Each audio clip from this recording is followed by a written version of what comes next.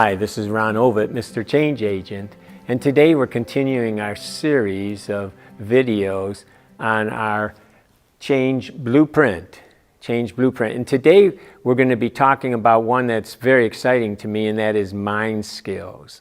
And it's a very important part of changing habits and cravings. And I've done this a lot, and you've seen this in my videos before if you've been watching, but it bears repeating. We're on a continuum. We have habits. And a lot of times, of course, comes an urge. And depending upon the difficulty or the sensitivity you have toward that urge, how severe it is, it becomes a craving. And we'll have videos where we'll talk about how does this work. You know, we can get into the brain and the dopamine and all that, and I have a whole teaching. We have a whole webinar. I have a 12-week program on a lot of the things that people try to change, depending upon which one. It's 8 weeks, 12 weeks, where we really get into this, and you'll have a workbook, and we'll talk about how the brain works. But for right now, it's just important to know that we go on a continuum, and you need to know where you are here. Denial is so huge when it comes to habits and addictions. You need to know where you are, because my saying is, I can't help where you are, okay? That's where you are, and it's okay. But you need to know it. If you're here, if you got strong cravings, you need to know that, because here's the secret. I can help you change where you are, okay? I can help you where you are. I can't help where you are, but I can help you where you are.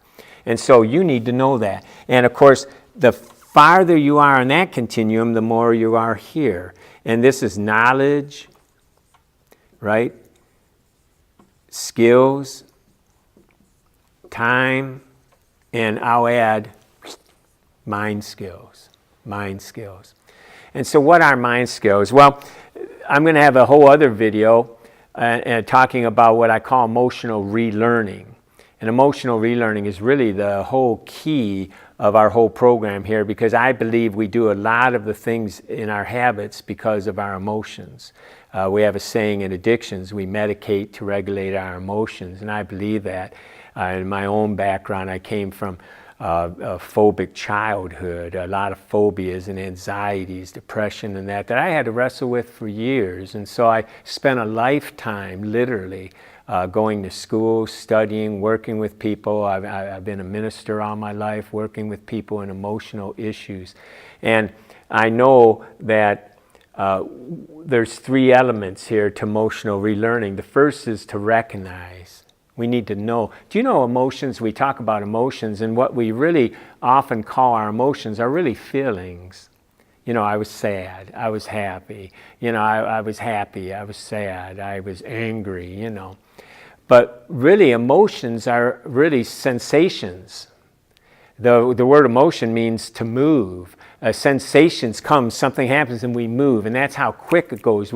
We don't take the time to even know that we were sad or happy. All we know is that we had to move.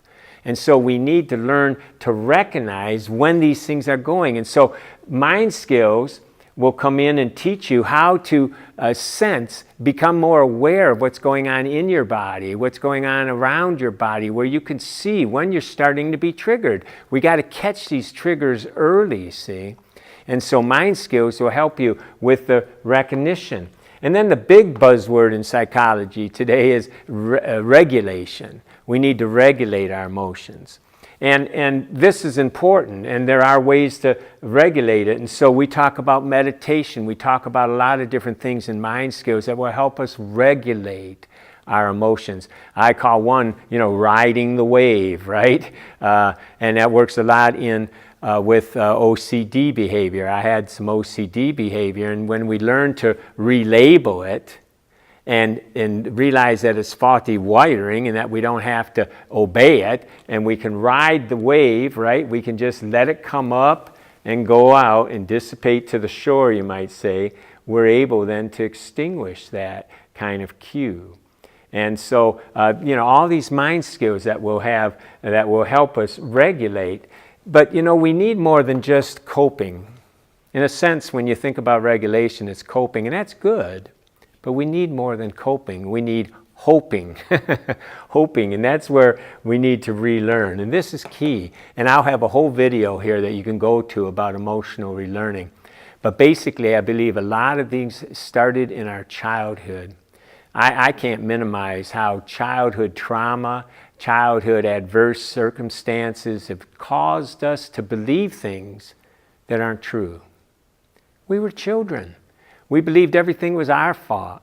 We believe things about ourselves, that we're going to be abandoned, and if we're abandoned, we're going to die. Now, we know different today as an adult, but part of us doesn't.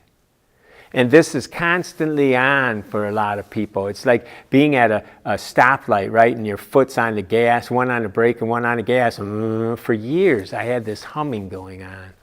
And as I started developing this theory and teaching this 8-9 years ago, maybe it's been 10 now, I remember the second year or third year I was teaching and saying about this, and I realized that in my own life, by practicing these things and doing these things, that hum was gone. Now, not just the hum, the lower back pain that I was experiencing was gone. And so, a lot of the psychosomatic diseases and some of the pain that we have, chronic pain, is really due to this constant vigilance, hypervigilance that goes on in our body.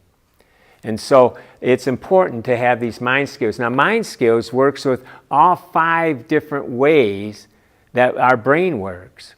And we won't get into how the brain works on this video. I have a whole year-long class where I get more into that. And I used to tell people, well, you're going to be somewhere in a year from now, right?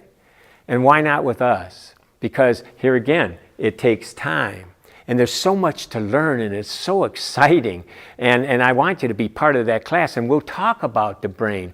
But you have the first part, you have that left brain, that left hemisphere that's all into cognitive thinking, right? It's into our cognitive thinking and how we think. And then you have that right brain, which is rich in the sensory-based thinking, that being intuitive and imaginative. That's our right brain, our right hemisphere. And so we work both in the left and the right. We work with the knowledge and the cognitive thoughts, but we also work with the imagination and with our other things. Then we work with the limbic, right, which is the emotional part of our brain.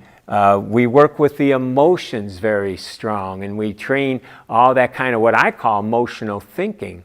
And then we work actually in the brainstem and the visceral parts, right, with that somatic thinking. What's going on in our body? We'll talk about how to listen to our body and talk to our body. And then, as a pastor for so many years, I really think one that we need to talk about is our spirit. That part of us that interacts with God, our spiritual thinking, that's all part of mind skills. Now, what does mind skills involve? Well, that's a good question. And this is part 1 of a 2-part video. And so I invite you to come back and look at mind skills part 2, because we're going to talk about what are some of the skills that we're going to learn. I invite you to come back to that. And so this is Ron Ovitt, Mr. Change Agent. Please go to our website, empowerforliving.com. You can find out more. And then why don't you, right now, just go back and get part 2 and watch it while this is fresh in your mind, okay? God bless you, and we'll see you next time.